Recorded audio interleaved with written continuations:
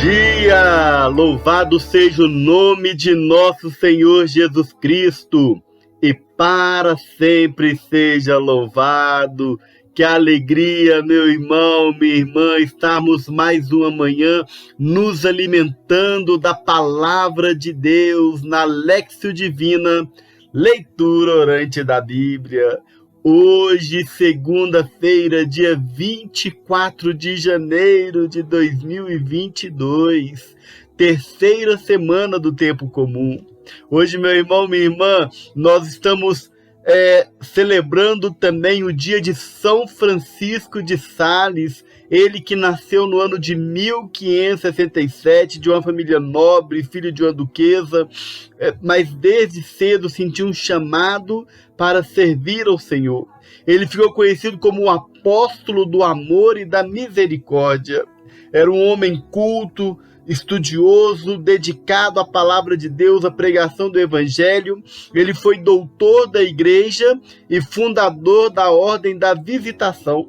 Também patrono da família salesiana, aquela fundada por Dom Bosco, e patrono dos escritores e jornalistas por causa do seu estilo de escrita. Peçamos a São Francisco de Sales também que nos dê a graça de viver o amor e a misericórdia de Deus dentro da nossa vida e do nosso ministério. Antes de continuarmos, convido você aí a apertar o sininho de notificação, deixar o seu like. Se você ainda não é inscrito, se inscreva no canal.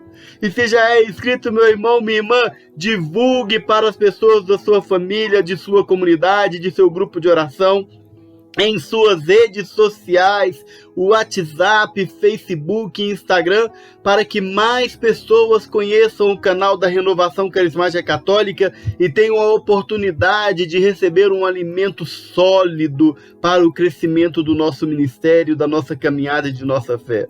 Convido comigo agora, pegue comigo a palavra de Deus no Evangelho de Marcos, no capítulo 3, versículos de 22 a 30. Evangelho de São Marcos, capítulo 3, 22 a 30.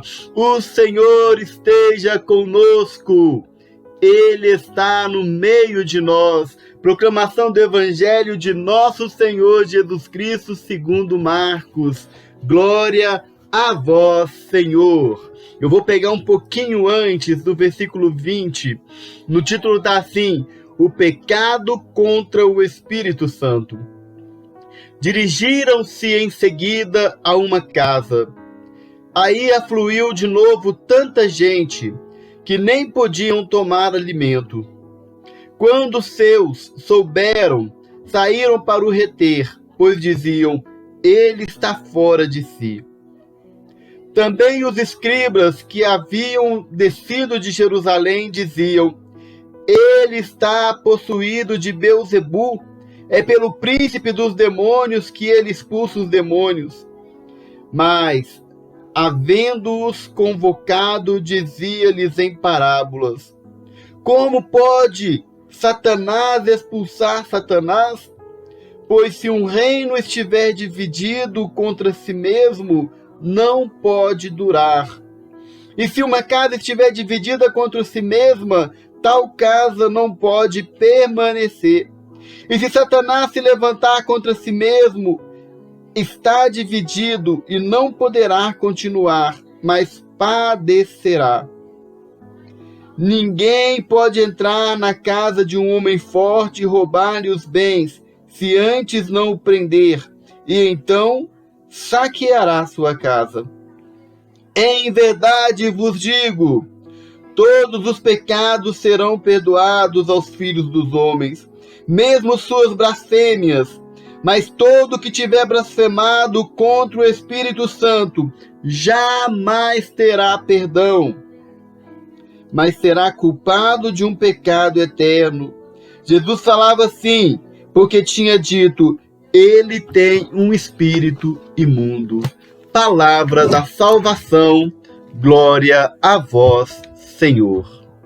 Voltando neste evangelho, adentrando na palavra que nós acabamos de ler, degustando agora o alimento espiritual que nos proporciona a palavra, Jesus entra numa casa e ali ele começa a falar do reino de Deus, começa a pregar, começa a anunciar a boa nova do reino. Imagino eu quantos milagres e prodígios Deus estava operando através de Jesus, mas a palavra de Deus fala que os seus familiares tentam o impedir, dizendo que ele estava fora de si. Jesus também enfrentou a incompreensão das pessoas mais próximas dele. Talvez os seus primos, as pessoas que haviam crescido com ele. Jesus ele havia vivido naquela região e talvez as pessoas mais próximas dele ainda não tinham compreendido o seu chamado, o seu ministério. Mas também existia um outro grupo que questionava Jesus sempre, mas com a intenção maliciosa de colocá-lo à prova. O primeiro grupo não havia entendido o chamado de Jesus, o ministério de Jesus, e tentavam impedir, tentando livrá-lo de consequências desastrosas e negativas. O segundo grupo tentava questionar Jesus, indagar, zombar de Jesus, tentando colocar Jesus em uma situação vexatória, uma situação em que Jesus fosse desacreditado. Dois grupos diferentes, com intenções diferentes, mas com atitudes iguais. E Jesus então vira para o segundo grupo e começa a falar: como pode Satanás lutar contra Satanás? Pois uma casa dividida, um reino dividido destrói a si mesmo. E quanto isto é verdade, onde há divisão, onde há ódio, onde há mágoa, onde há ressentimentos, acaba destruindo ali qualquer tipo de organização, de sociedade, de lar, porque onde há divisão, Deus não pode agir. E Jesus falava claramente sobre isso. O demônio não pode expulsar o demônio. Ora, se o demônio não pode expulsar o demônio, Jesus estava revelando para o segundo grupo e até para o primeiro grupo que o indagava, que quem agia através dele era o próprio Espírito de Deus.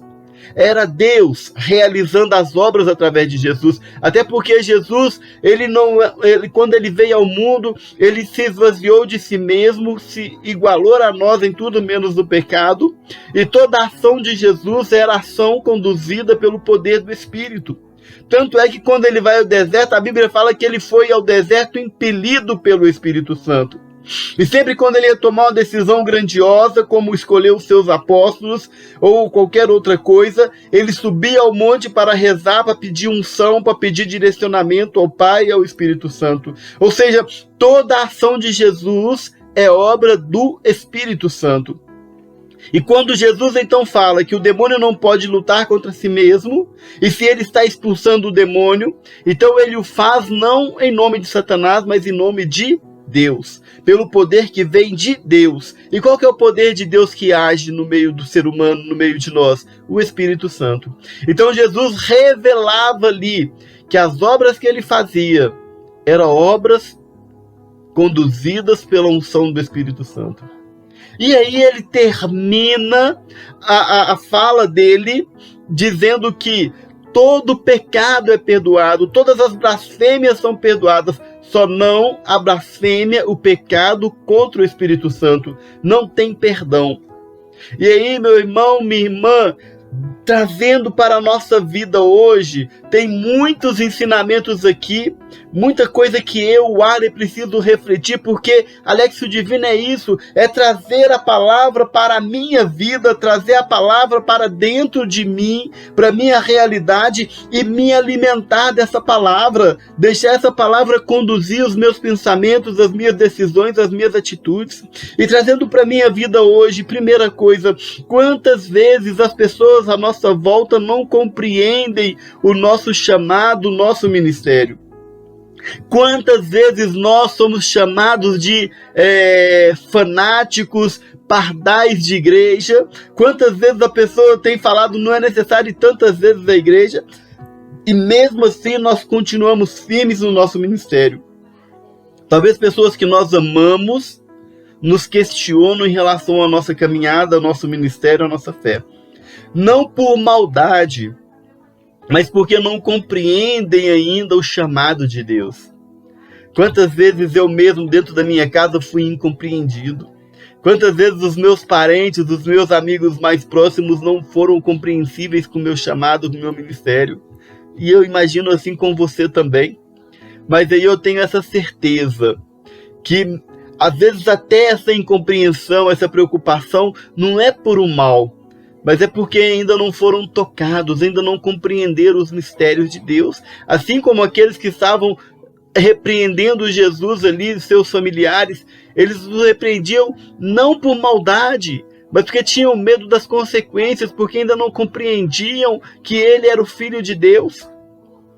E muitas vezes, meu irmão, minha irmã, as pessoas que estão à nossa volta, que muitas vezes não compreendem o nosso chamado, elas criticam, às vezes perseguem, não por maldade, mas porque ainda não foram tocados pelo mesmo Cristo que eu fui tocado, que você foi tocado. Mas existe um outro grupo, os dos fariseus, que aí já blasfemavam de Jesus, aí já caluniavam Jesus, e não era a única vez, não, em todas as oportunidades que tinham, eles tentavam colocar Jesus à prova, já não por não compreender o chamado, mas por uma malícia, por uma maldade, uma perseguição aos projetos de Deus. Quantas vezes também somos perseguidos, quantas vezes também somos caluniados, mas eu convido você, meu irmão, a colocar todas essas perseguições e calúnias no coração de Jesus. Sabe por quê? Porque ele mesmo diz: aquele que deixar pai, mãe, irmão por causa de mim ganhará 100 vezes mais. No mundo há vez de ter perseguições, mas coragem, eu venci o mundo. E ele fala, né, se chamaram até o filho do dono da casa de Beelzebul, imagina os seus. Meu irmão, minha irmã, se alegre, porque no Sermão da Montanha Jesus fala aqueles que são perseguidos por causa de mim. Se alegrem, porque quando nós somos perseguidos por causa de Jesus, nós estamos próximos, meu irmão, do próprio Cristo. Nós estamos entendendo o que é o Evangelho. Agora, uma coisa interessante, ele fala, né? Um reino dividido se destrói por si mesmo. Primeiro ali ele revela a sua divindade. Ele é Deus e ele age com o poder de Deus. Quando Deus age, meu irmão, em nós e através de nós temos que ter essa certeza. Não é a ação humana, não é a ação do inimigo. É Deus realizando a obra dele em nós e através de nós. E quando nós vamos pregar, quando vamos orar, quando vamos falar de Deus, nós precisamos ter essa convicção, essa certeza que quem age em mim é o Espírito Santo. Jesus falou isso com certeza, com clareza. Quem age nele é o Espírito Santo. Olha, meu irmão, minha irmã, quando você estiver falando de Deus, tenha essa certeza que Deus age através de você. Mas ele fala lá que a casa não pode se dividir. A casa não pode se dividir, se ela se dividir, ela se destrói. E aqui eu quero fazer uma reflexão para mim mesmo. Quantas vezes nós temos brigado entre nós mesmos? Às vezes dentro da própria igreja, movimento contra movimento. Às vezes até dentro do próprio grupo de oração, nós temos deixado crescer o rancor, a mágoa, a divisão. Muitas vezes, quando nossos projetos não são aceitos, nós fazemos oposição ao projeto que é aceito. Talvez alguém está na coordenação, eu dei minha opinião não foi benquista, e eu começo a fazer oposição. E Jesus fala bem claro, o reino dividido, ele se destrói por si mesmo. Nós não podemos deixar entrar a divisão no meio de nós.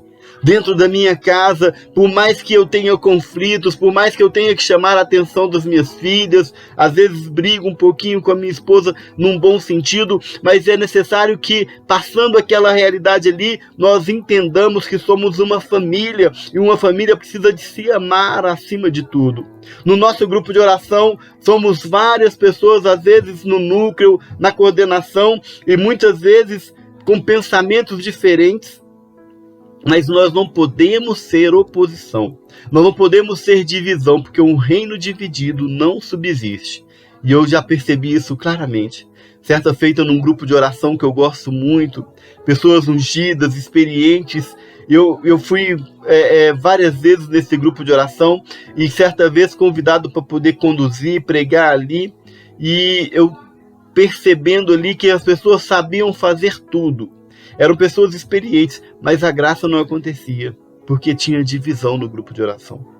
Enquanto a rincha, a mágoa, a divisão não for solucionada, a graça não acontece. E dito feito, o grupo de oração caminhou desse jeito muito tempo, até que a rincha, aquela divisão que tinha, foi se desfeita. E aí o grupo começou a ter um som novamente. Meu irmão, minha irmã, grupo de oração, comunidade, família, nós não podemos deixar a divisão entrar no meio de nós, porque um reino dividido te destrói.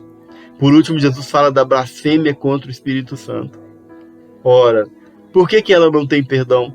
Qualquer pecado é perdoado, mas a blasfêmia contra o Espírito Santo não tem perdão. Sabe por quê?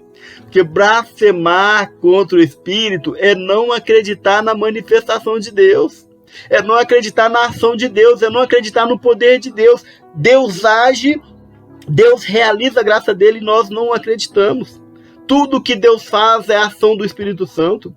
Quando Jesus morre na cruz, ele morre pelo poder do Espírito. E quando nós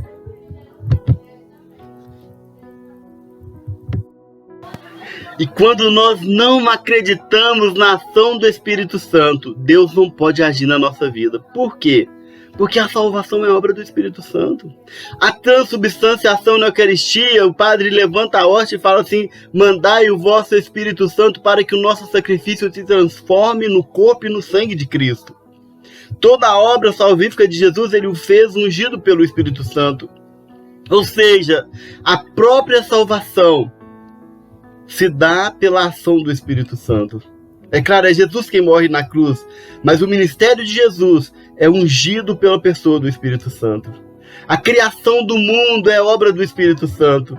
A renovação, a fundação da igreja surge em Pentecostes. A igreja é obra do Espírito Santo. Quando eu não creio no Espírito Santo, eu não creio nas coisas de Deus, eu não creio na ação de Deus. Se eu não creio, meu irmão, minha irmã, como eu vou ser salvo? Como eu vou ser perdoado? Para ser perdoado, primeira coisa, eu tenho que acreditar no poder, na manifestação de Deus, em tudo aquilo que Ele realizou por amor a cada um de nós. Por isso o pecado contra o Espírito Santo não tem perdão. Por isso. Agora, meu irmão, minha irmã, não se preocupe, não é simplesmente falar assim: eu não creio no Espírito Santo, o Espírito Santo é isso e aquilo. É negar a ação de Deus, conscientemente. Conscientemente. Eu convido você agora a rezar comigo. Primeiro pedindo que toda divisão no seio da igreja, no nosso grupo de oração, caia por terra. Pedindo para que nós possamos suportar as provações, as perseguições em nome de Jesus, entendendo que quanto mais perseguidos somos, mais próximos do projeto de Deus estamos. E terceiro, pedindo para que nós sejamos realmente apóstolos do Espírito Santo, ao ponto de anunciar às pessoas de que o Espírito Santo é a ação de Deus no meio de nós. Senhor, nós queremos nesta manhã te entregar a nossa vida em tuas mãos, nosso ministério, Senhor. Eu quero de maneira especial consagrar o meu coração e pedir que toda mágoa, todo ressentimento caia por terra agora. Meu irmão, peça também, todas as vezes que, Senhor, deixei o espírito de divisão tomar conta do meu coração. Quantas vezes, Senhor, eu falei mal da minha coordenação. Quantas vezes, Senhor, eu falei mal do irmão. Quantas vezes eu critiquei, Senhor, o meu próximo. Quantas vezes eu fui oposição dentro da minha comunidade, dentro do meu grupo de oração. E neste momento eu te peço perdão, Senhor, e te peço agora que dentro da igreja, dentro do meu grupo de oração, todo espírito de divisão caia por terra agora, em nome de Jesus. Pedimos também, Senhor, que o Senhor nos dê força para suportar as provações, as tentações, Senhor, suportar as provocações, as perseguições em Teu nome, Senhor. Nós cremos, Senhor, que Tu és o nosso modelo maior, e o Senhor foi perseguido, e o Senhor foi chamado de Beelzebu, Senhor. Quantas vezes nós também somos caluniados? Ensina-nos, Senhor, a suportar, Senhor, os sofrimentos, as calúnias por amor ao Teu Evangelho, porque sabemos que quanto mais criticados, mais próximos da Tua graça nós estamos. Por fim, Senhor, nós pedimos que o Teu Espírito Santo age em nós, age em nossas vidas, ao ponto de que aquelas pessoas que não creem no Teu amor, não creem no Teu Espírito, não creem no Teu poder, passem a crer através do nosso testemunho. Nós te bendizemos, Senhor. Nós te adoramos, Senhor, nós te exaltamos, Senhor, porque Tu és um Deus bom, Tu és um Deus maravilhoso, que cuida de cada um de nós. Muito obrigado porque o Teu Espírito Santo age em nós e nos dá uma vida plena, Senhor. Bendito seja o Teu santo nome. Eu queria que você contemplasse comigo agora a imagem do Cristo, mesmo diante das perseguições, a serenidade dele para responder, não com ofensas, não com xingamentos, com calúnias, mas com sabedoria àqueles que o perseguiam.